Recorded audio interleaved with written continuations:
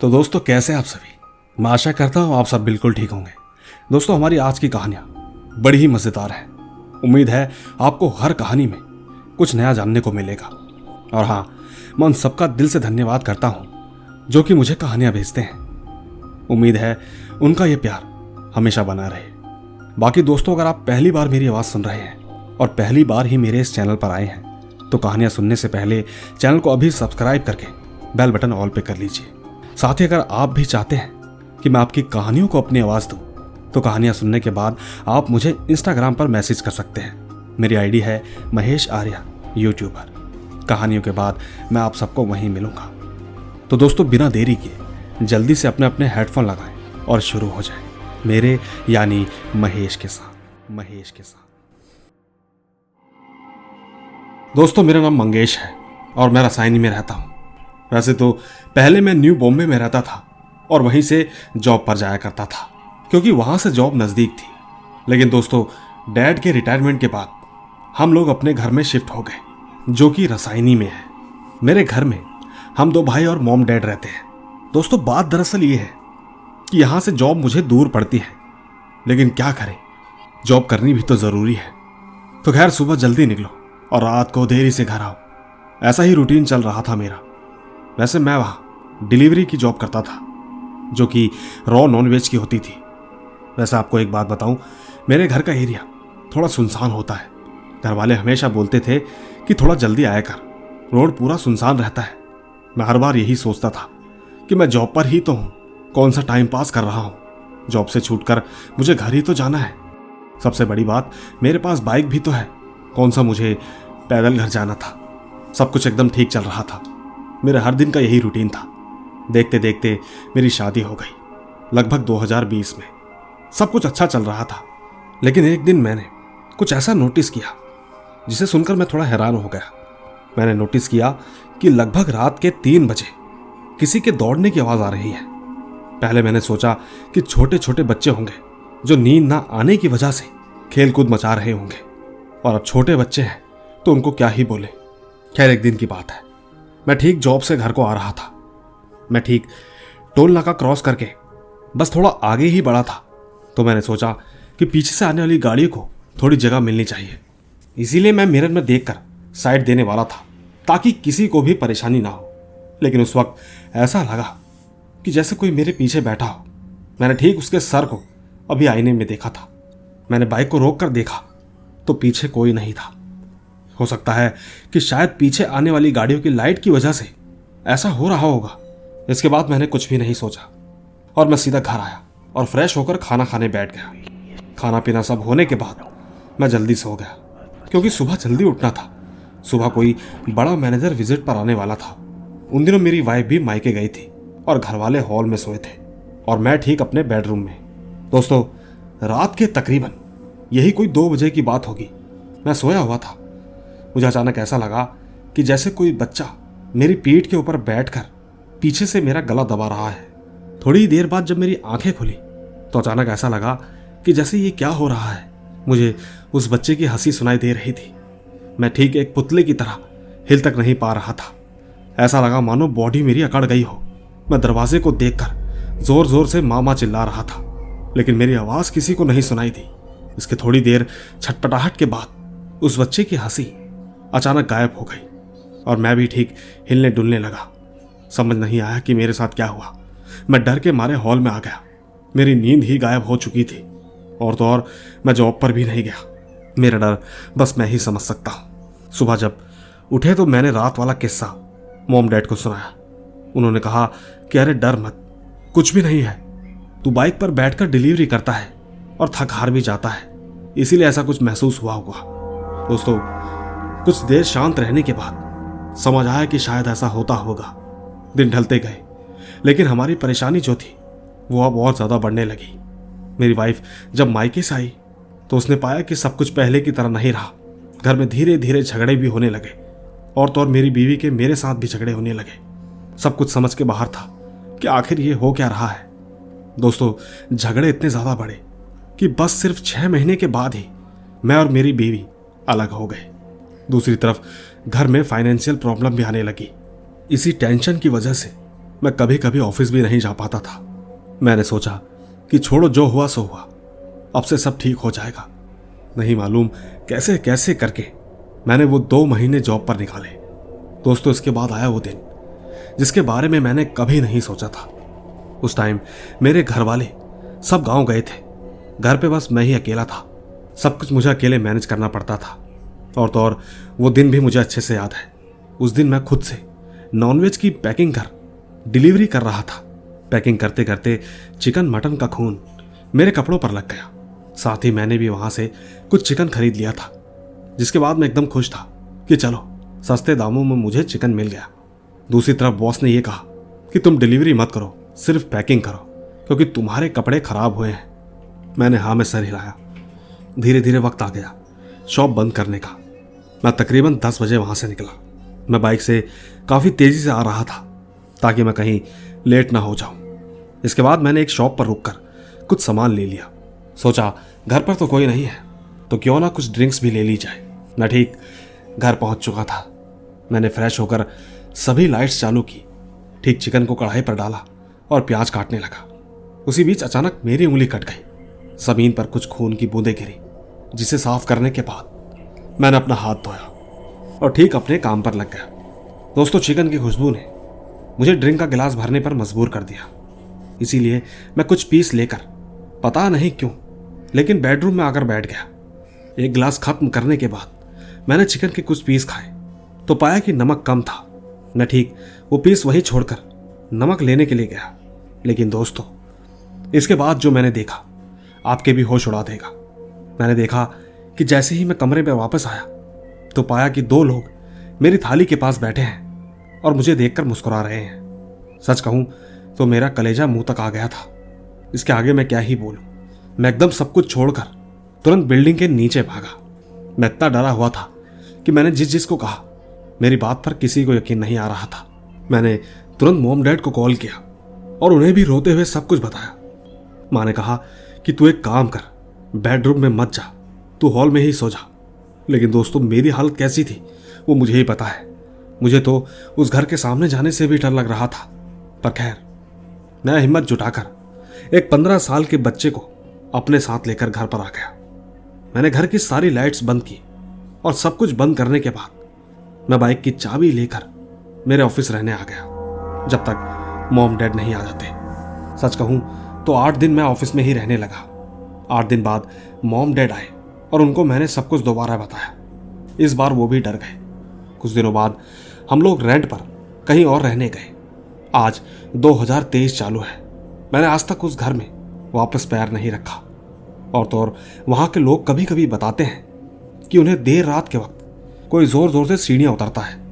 दूसरा, कुछ लोग तो ये भी कहते हैं कि तेरे साथ जो हुआ वो ठीक नॉनवेज की डिलीवरी करने की वजह से हुआ, क्योंकि मुझे कई बार सुनसान रोडों से होकर आना पड़ता था। बाकी आपको क्या लगता है कि आखिर मेरे साथ ऐसा क्यों हुआ होगा? अगर आपको इस बारे में कुछ भी पता हो तो नीचे कमेंट्स में जरूर बताइएगा। धन्यवाद। तो दोस्तों, देखा आपने, ये थी मंगेश की कहानी। क्या लगता है आपको मंगेश के साथ ऐसा क्या हुआ होगा कि जिसकी वजह से उन्हें और उनके परिवार वालों को घर ही बदलना पड़ा? हालांकि मंगेश ने कोई इतनी बड़ी गलती तो नहीं की, मगर उसकी सजा वो आज तक भुगत रहा है। खैर, नीचे कमेंट्स में जरूर बताइएगा, क्योंकि मैं ले चलता हूं आपको हमारी आज की दूसरी कहानी की तरफ। आइए सुनते हैं। मेरा नाम सलमान है। एक रात मैं अपने कमरे में मेरे छोटे भाई के साथ सो रहा था। और एक बात आपको बता दूं कि गांव में सबके घर बड़े बड़े होते हैं, तो हमारा घर भी एकदम बिल्डिंग टाइप था। उसमें हमारे 5 फ्लोर थे। वैसे देखा जाए तो हमारा पूरा घर खाली था, क्योंकि वो कमरे हमने फ्यूचर के लिए बनाए थे। और तो और वहां पर लाइट का सिस्टम भी नहीं था पूरी की पूरी बिल्डिंग में। और दूसरा, शादी होने के कारण सब लोग घर पर आए हुए थे, तो मैं और मेरा छोटा भाई उस घर में सोया करते थे। और तो और उस समय पूरे घर में मैं और मेरे भाई के अलावा कोई भी नहीं होता था। हम दोनों 5वें फ्लोर पर सोया करते थे, क्योंकि ठंड का टाइम था और किसी पंखे की ज़रूरत भी नहीं थी। सच कहूँ तो मेरे साथ स्लीप पैरालिसिस हुआ। मैं आपको ठीक से बताता हूँ। जिस वक्त मैं सो रहा था तो मैंने सपने में देखा कि जो मेरा भाई है वो किसी के साथ झगड़ा कर रहा था। मैंने सोचा कि चलो मैं छुड़ा देता हूँ, लेकिन सच कहूँ तो मेरे हाथ पैर काम नहीं कर रहे थे। मैं चाह रहा था कि मैं अपनी बॉडी को उठाऊं और इनका झगड़ा छुड़वाऊं, लेकिन मुझसे नहीं हो पा रहा था। मैं बस कोशिश कर रहा था, लेकिन झगड़ा अभी भी चालू था। लेकिन मैंने जैसे ही उन दोनों की तरफ वापस देखा तो पाया कि दोनों तकिए हाथों में लिए ठीक मेरे सर के पास खड़े थे।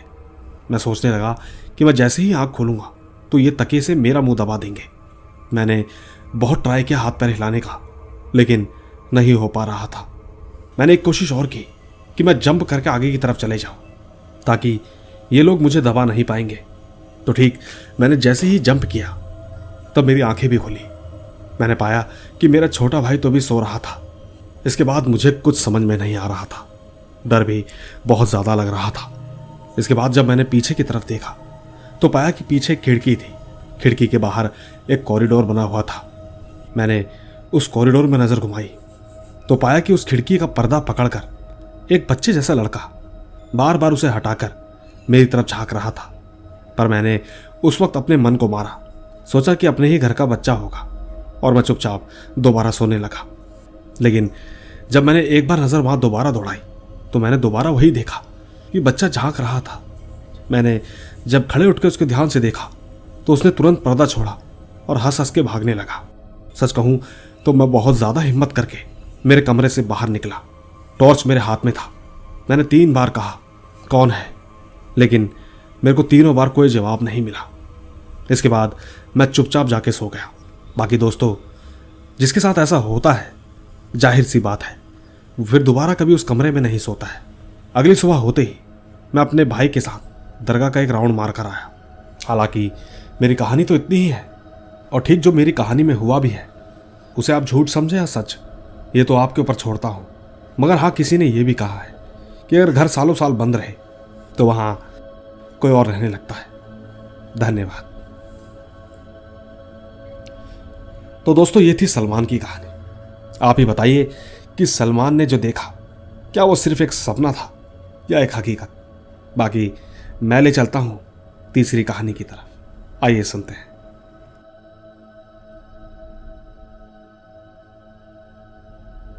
दोस्तों, मेरा नाम वेदांश चौधरी है और मैं एमपी से हूं। यह बात आज से करीब 2-3 महीने पहले की होगी। मेरे पेरेंट्स 2 दिन के लिए बाहर गए थे। उस वक्त मैं घर पर अकेला था। यही कोई रात के 9 बज रहे थे और मैं लगातार रील्स देख रहा था। उसी बीच मुझे पानी की आवाज़ आने लगी, जैसे बूंद बाल्टी पर गिरती है। ठीक उसी तरह मैंने उठकर देखा तो पाया कि वो आवाज़ एसी में मॉइस्चर का पानी बाहर गिरने की वजह से आ रहा था। हालांकि उसका पाइप तो बाहर था, लेकिन वो अंदर लगे एसी से गिर रहा था। खैर, मैंने उसके ऊपर एक कपड़ा रख दिया। उसी बीच अचानक मुझे कॉल आया तो मैं बात करते करते बैल्कनी में चला गया। मैंने उससे कहा कि यार, मेरे घर पर कोई नहीं है, हो सके तो तू चिप्स और कोल्ड ड्रिंक लेकर मेरे घर पर आ जा। वो तुरंत मान गया और मैं ठीक कॉफ़ी बनाने के लिए जब किचन में गया तो पाया कि वहाँ तो कॉफ़ी थी ही नहीं। मैंने सोचा कि दोस्त से कह देता हूँ, आते आते ले आएगा। लेकिन जैसे ही मैंने फ़ोन ऑन किया तो पाया कि मेरे फ़ोन में किसी और की फ़ोटो का वॉलपेपर लगा हुआ था। मुझे लगा मेरा फ़ोन हैक हो गया है। मैंने तुरंत रिपोर्ट डाली और जस्ट बैल्कनी में जाने ही वाला था कि तभी मुझे कुछ अजीब सी स्मेल आई। मैंने रूम में जाकर देखा तो पाया कि वो कपड़ा जो मैंने रखा था वो सफ़ेद से पूरा लाल हो चुका था। ये सब देखकर मैं इतना डर गया कि सीधा बाहर जाकर ही रुका। तब तक मेरा दोस्त भी आ चुका था, लेकिन मैंने उसे बात ना बताना ही ठीक समझा, क्योंकि मैं रात खराब नहीं करना चाहता था। इसके बाद हम दोनों रूम में आ गए। मैंने देखा कि वो कपड़ा अब एकदम नॉर्मल था, लेकिन स्मेल अभी भी आ रही थी। मैंने तुरंत परफ्यूम स्प्रे कर दिया। इसके बाद हम दोनों ने मस्ती की और फिर सो गए। सच कहूँ तो दोस्तों, उसी रात मुझे एक सपना भी आया कि मैं अपनी घर की छत पर घूम रहा हूँ, साथ ही मेरी आंखों में आंसू हैं। और जब मैंने नीचे की तरफ देखा तो पाया कि नीचे कुछ लड़कियां पिंक ड्रेस पहने मुझे ही घूर रही थी। उस बीच मुझे वही स्मेल आ रही थी। इसके बाद मैं उनके वश में आकर छत से सीधा नीचे कूद गया। उस वक्त अचानक मेरा सपना भी टूटा और मैं जोर से चिल्लाया। मेरे दोस्त ने मुझे डांट कर कहा कि डरा मत, मैं पहले से ही डरा हुआ हूँ। दोस्तों, मेरा दोस्त तो वापस सो गया, लेकिन मैं डर चुका था।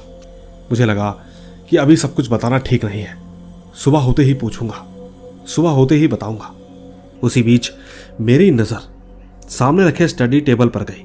टेबल के ठीक ऊपर एक मिरर था जिसमें मैंने पाया कि वही कपड़े वाली लड़कियां मुझे देखकर हंस रही थी। मैं इतना ज्यादा डर गया कि फ्रीज हो गया। इसके बाद मेरी आंखें सीधा अगले दिन ही खुली। और सच कहूं तो दोस्तों, इसके बाद मैं सीधा एक दिन बाद उठा। उठते ही मैंने देखा कि मेरे सर पर पानी की पट्टी रखी हुई थी और मेरा भाई मेरे पास बैठकर गेम खेल रहा है। मैं चुपचाप उठा और बिना किसी को बताए सीधा हनुमान जी के मंदिर पहुंचा। पंडित से पूछने पर उसने बताया, उन्होंने कहा कि वो एक घायल चुड़ैल का झुंड था। पंडित जी ने ज्यादा कुछ ना बताते हुए मुझे 2-4 कील दी और कहा कि घर के चारों ओर लगा देना। दोस्तों, सच कहूं तो इसके बाद से सब कुछ ठीक है। और तो और ये बात मैंने महेश सर के अलावा अपने घर वालों को भी नहीं बताई है। ये मेरी भेजी हुई दूसरी कहानी थी जो कि एकदम सच्ची है। धन्यवाद। तो दोस्तों, देखा आपने, ये थी वेदांश की कहानी। इनकी कहानी में कितनी सच्चाई है ये आप मुझे नीचे कमेंट्स करके बताइए। बाकी मैं ले चलता हूं आपको हमारी आज की चौथी कहानी की तरफ। आइए सुनते हैं। मेरा नाम राहिल है और ये घटना मेरे साथ जब हुई थी जब मैं 24 साल का था। उस वक्त मेरे स्कूल के फाइनल एग्जाम खत्म हो गए थे और ठीक स्कूल के वैकेशन चल रहे थे। मेरे 3 दोस्त और थे, प्रोतूनो, शफीन और आरातिका। वो भी मेरे सेम ही स्कूल में ही पढ़ते थे। हम तीनों बहुत टाइम से घर पर बैठे बैठे बहुत बोर और परेशान हो रहे थे।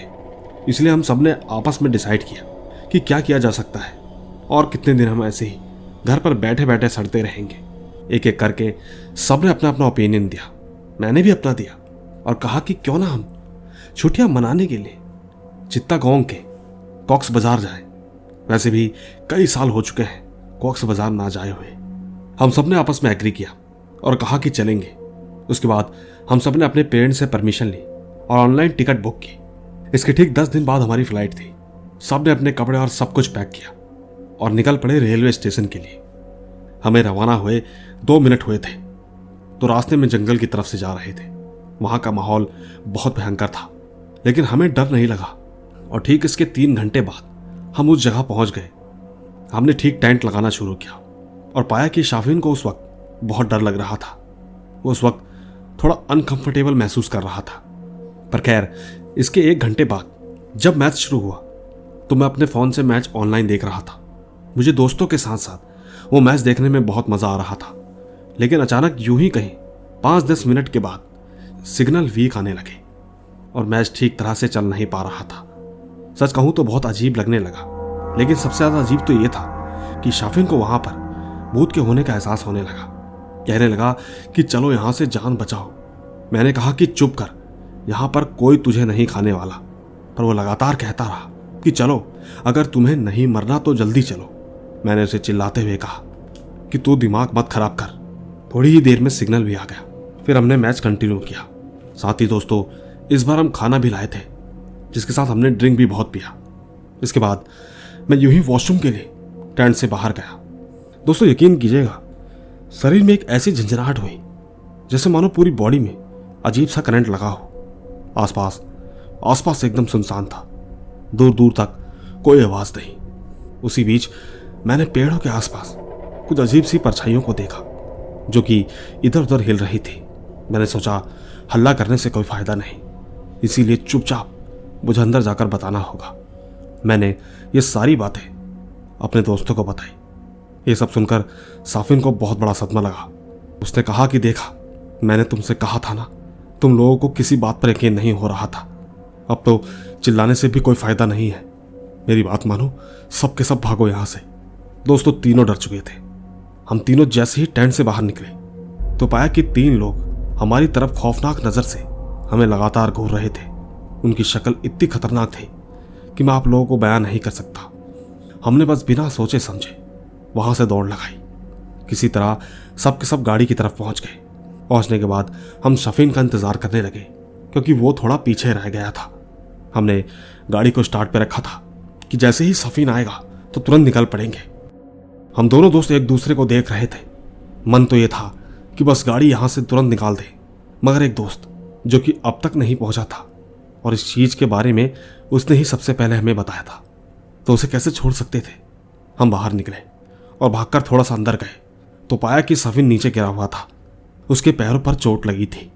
हमने तुरंत उसे उठाया और गाड़ी की तरफ ले गए। दोस्तों, शुक्र था ऊपर वाले का कि हम तीनों को ज़्यादा नुकसान नहीं हुआ था, मगर शफीन आधे रास्ते में ही बेहोश हो गया। इसके बाद घर पहुंचने के बाद तकरीबन 1 हफ्ते तक शफीन बीमार रहा। मगर वो कहते हैं ना कि जब तक ऊपर वाला है और जब तक उस इंसान की रोटी है तब तक उसे कोई नहीं मार सकता। बाकी दोस्तों, इस कहानी से मैं आप सबको यही मैसेज देना चाहता हूँ कि आप कहीं भी घूमें मगर ऐसे जंगलों वाले इलाकों को ना चुनें, क्योंकि इससे नुकसान ये होता है कि माना कि चलो आपको भूत ना भी दिखाई दे, मगर अगर गलती से कोई गुंडे आ गए तो फिर बचना नामुमकिन हो सकता है। दोनों ही हालों में जिंदगी मौत में बदल जाती है। धन्यवाद। तो दोस्तों, देखा आपने, ये थी राहिल की कहानी। उम्मीद है आपको इनकी कहानी से कुछ तो अच्छा मैसेज मिला होगा। इसी के साथ मैं ले चलता हूं आपको हमारी आज की 5वीं कहानी की तरफ। आइए सुनते हैं।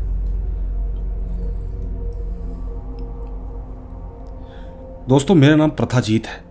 मैं आसाम का रहने वाला हूं। ये कहानी मेरे एक दोस्त की है जिसका नाम कल्याण है, जो कि मेरे साथ नौकरी करता था। यह घटना है तकरीबन 2020 की। विंटर सीजन था। तो ठीक मैं और मेरा दोस्त हम दोनों एक साथ घूमने गए शिलोंग के लिए। वहां हम लोग कैंपिंग करने के लिए सारा सामान लेके गए थे। रात को खाना हम लोगों ने खुद बनाया और टेंट में थोड़ा पार्टी करके सोने की तैयारियां करने लगे। उस वक्त हम लोगों को वोल्फ की रोने की आवाज़ सुनाई थी, लेकिन हम लोगों ने इसको इग्नोर करके कुछ गाने ब्लूटूथ स्पीकर में लगाकर सोने के लिए रेडी हो गए। तब तक सब कुछ ठीक चल रहा था, पर अचानक तभी हमें एक पायल की आवाज़ जैसा कुछ कुछ धीरे धीरे सुनाई दिया। मुझे तो बिल्कुल क्लियरली सुनाई दिया था, लेकिन प्रथाजीत को कुछ भी नहीं सुनाई दिया। मैंने प्रथाजीत से भी पूछा कि यार, मुझे ऐसा लग रहा है कि मेरे बगल वाले टेंट में कोई पूरे जोर जोर से सांस ले रहा है। कि तभी प्रथाजीत ये सुनकर अचानक से हंसने लगा। उसने कहा कि तुम्हें नशा हो गया है, तुम सो क्यों नहीं जाते। प्रथाजीत ऐसा बोल ही रहा था कि तभी किसी के रोने की आवाज़ सुनाई दी, जो कि इस बार उसे भी सुनाई दी।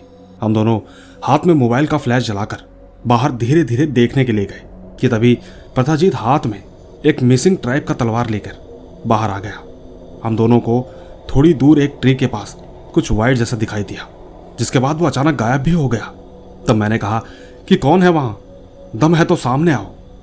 उसके बाद जो हुआ वो देख के हम दोनों की बहुत बुरी हालत हुई। ऐसा लगा कि गर्म हवा हमारे शरीर के आर पार हो गई। मुझे तो ऐसा लगने लगा कि जैसे किसी ने मेरे बालों को खींचा हो। वो रात जैसे तैसे गई, दोनों ही नहीं सोए। इसके बाद जब सुबह के 4:30 बजे तब हम लोग उस जगह से भाग निकले। हम लोग ठीक अपनी पर्सनल गाड़ी के पास गए। वहां पहुंचकर हमने देखा कि गाड़ी के अंदर की बैक साइड की सीट किसी ने फाड़ दी थी। देखकर ऐसा लग रहा था जैसे किसी ने नाखून चलाए हों। लेकिन दोस्तों, सवाल तो ये उठता है कि गाड़ी की चाबी तो हम लोगों के पास थी और गाड़ी लॉक भी थी, तो ऐसा कौन कर सकता है। उस वक्त सब कुछ माइंड से बाहर हो रहा था। लेकिन इसके बाद ही शुरू हुआ भयंकर इंसिडेंट। हम लोगों ने गाड़ी स्टार्ट की और गैरेज में गए, वहीं कोई आसपास शिलोंग के वहाँ। हालांकि मैं उस जगह का नाम तो नहीं बोल सकता, पर वहाँ मैकेनिक के पास जाकर हमने वो सीट चेंज करवा ली। इसके बाद हम लोग दुखी होकर गुवाहाटी चले गए। हम दोनों को अपने अपने वर्क प्लेस जाना था और मैं ठीक गुवाहाटी से अपने घर जाने वाला था, क्योंकि मुझे टेंट जो कि भाड़े में आया था वो सामान वापस भी तो करना था। चलते चलते जब मैं काजीरंगा रोड पर पहुंचा तो अचानक मेरी गाड़ी बंद हो गई। मैंने उतरकर सब कुछ चेक किया तो पाया कि सब कुछ ठीक था। और दोस्तों, ये बात मैं इसलिए कॉन्फिडेंटली बोल रहा हूँ क्योंकि मैं खुद एक ऑटोमोबाइल इंजीनियर हूँ। इसके बाद मैंने प्रथाजीत को फ़ोन करने के लिए ट्राई किया, पर लगा नहीं, क्योंकि शायद उस जगह पर कोई जगह नेटवर्क नहीं मिलता था। पर खैर, बहुत कोशिश करने के बाद उसका फ़ोन कनेक्ट हुआ और ठीक उसने हेल्प करने के लिए काफ़ी ट्राई किया, बट अनफॉर्चुनेटली कॉल कट गया। साथ ही मेरा मोबाइल भी स्विच ऑफ हो गया। मैं हैरान था उस टाइम, क्योंकि मैं गुवाहाटी में मेरा मोबाइल फुल चार्ज करके लाया था और तो और मैंने कार में कोई म्यूज़िक भी नहीं प्ले किया था, तो चार्ज कैसे ख़त्म हो सकता है। दोस्तों, यकीन मानिएगा, उस वक्त मैंने सब कुछ छोड़कर भगवान को प्रे किया। थोड़ी देर के बाद ही मेरी कार भी स्टार्ट हो गई, लेकिन उसकी अपर लाइट ख़राब हो चुकी थी। फिर जैसे तैसे मैं हल्दीबाड़ी मंदिर पहुंच गया और मुझे ठीक वहां पर एक बाबा जी मिले। उन्होंने मुझे देखकर डायरेक्ट बोल दिया कि तुम 2 किलोमीटर दोनों कहीं घूमने गए थे, वहां पर तुम दोनों के साथ एक प्रेत का साया लग गया है। जिस जगह पर तुम दोनों ने टेंट लगाया था वही उसकी जगह थी, इसीलिए तुम्हारी घड़ी खराब हो रही है। तुम दोनों अभी के अभी उस जगह पर जाके माफी मांगो, वरना कोई भी नहीं बच पाएगा।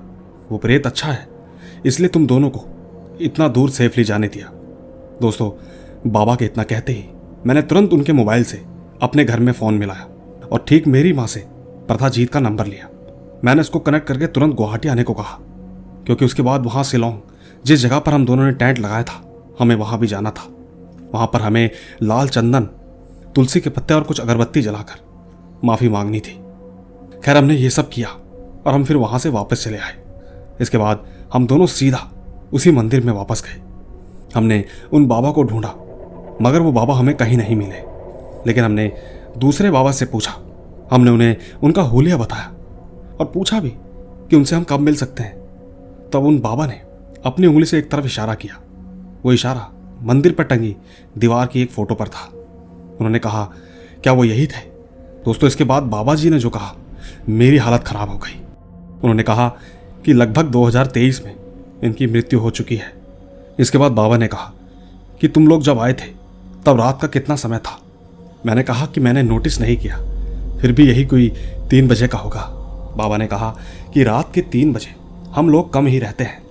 दोस्तों, इस घटना के बाद हम दोनों कभी भी बाहर ऐसे रहने नहीं गए।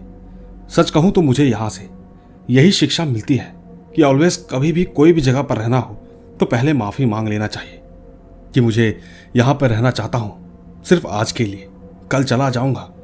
दोस्तों, बुरा मत मानना, शायद ऐसा करने से जो भी कोई भूत प्रेत होगा वो तुम्हें माफ़ कर देगा। बाकी दोस्तों, मुझे पूरा यकीन नहीं है कि वो सच में वो प्रेत ही था या नहीं मालूम क्या, मगर आज भी बहुत डर लगता है जब ये सब कुछ मुझे याद आता है। धन्यवाद। तो दोस्तों, देखा आपने, ये थी प्रथाजीत की भेजी हुई कहानी, जो कि मैंने आपको उनके दोस्त के पॉइंट ऑफ व्यू से सुनाई है। बाकी दोस्तों, इनकी कहानी वाकई लाजवाब थी। मैं इनकी कहानी को दिल से एक सैल्यूट देता हूँ। साथ ही दोस्तों, अक्सर हम कहानियाँ तो बहुत सुनते हैं, मगर हमें इन कहानियों से एक सीख ज़रूर लेनी चाहिए, जो कि अक्सर कहानियों में ही छुपी होती है, जैसा कि आप लोग सब सुनते हैं। बाकी दोस्तों, आज एक छोटा सा किस्सा सुनाते हुए मैं अपनी आवाज़ को भी विराम देना चाहूँगा। मुझे उम्मीद है आपको ये सारी कहानियाँ आज बेहद पसंद आएंगी। आइए सुनते हैं। दोस्तों, मेरा नाम नावेद है और मैं मुंबई का रहने वाला हूँ। मैंने पहले भी इस चैनल पर कहानी भेजी थी। बाकी आते हैं अपनी कहानी पर। दोस्तों, ये कहानी मेरे एक रिलेटिव की है। उसका कहना है कि कुछ 8 साल पहले की बात है। वो कहते हैं कि मेरी दीदी का सब कुछ अच्छा चल रहा था, लेकिन पता नहीं कोई रिश्तेदार ने उनके ऊपर जादू टोना कर दिया। खैर, दीदी कहीं बाहर थी और रात को घर लौटने के बाद वो फ्रेश होकर सो गई। कुछ समय के बाद वो उठी और चीखने चिल्लाने लगी। उनकी आंखें पूरी तरह लाल थी। सच कहूं तो कभी कभी वो बेड से 6-7 इंच ऊपर भी उठ जा रही थी। माहौल एकदम गंभीर हो रहा था। जैसे तैसे करके उनको शांत कराया। इसके दूसरे दिन दीदी को किसी बाबा के पास ले गए। बाबा ने पूछा कि कौन है तू? उसने कहा, मैं जिन्न हूं, मुझे इन्हीं के एक रिश्तेदार ने भेजा है। दोस्तों, बाबा ने झाड़ फूक किया और जिन्न को भगा दिया। बाबा ने कहा कि यह जिन्न बहुत ताकतवर था और हुआ भी कुछ यूं ही, क्योंकि दीदी को आज भी उससे छुटकारा नहीं मिला। वो जिन्न कभी कभी दीदी के शरीर में आ जाता है और उसकी ताकत का अंदाजा आप इससे लगा सकते हो कि वो जब भी आता है तो अपनी आंखों से चीज़ों को तोड़ देता है। दीदी ये सब कुछ आज भी भुगत रही है। न जाने कब उन्हें इन सब से छुटकारा मिले। बाकी दोस्तों, ये थी मेरे रिलेटिव की कहानी। मैं बस इतना ही कहूँगा कि दुश्मनी कैसी भी हो, लेकिन ऐसा भी क्या करना कि किसी की पूरी जिंदगी ही तबाह हो जाए। आशा करता हूँ कि महेश जी मेरी इस कहानी को अपने चैनल पर जरूर लाएंगे। धन्यवाद। तो दोस्तों, यही थी हमारी आज की कुछ कहानियां। मैं सबका धन्यवाद करता हूं कि सब मुझे इस तरह कहानियां भेजते हैं। बाकी अब वक्त हो चला है मेरे चलने का। मैं जल्द ही आपसे मिलूंगा इसी तरह की रोमांच भरी रहस्यमय कहानियों के साथ। बस तब तक आप अपना और अपने परिवार का ख्याल रखें। Bye bye.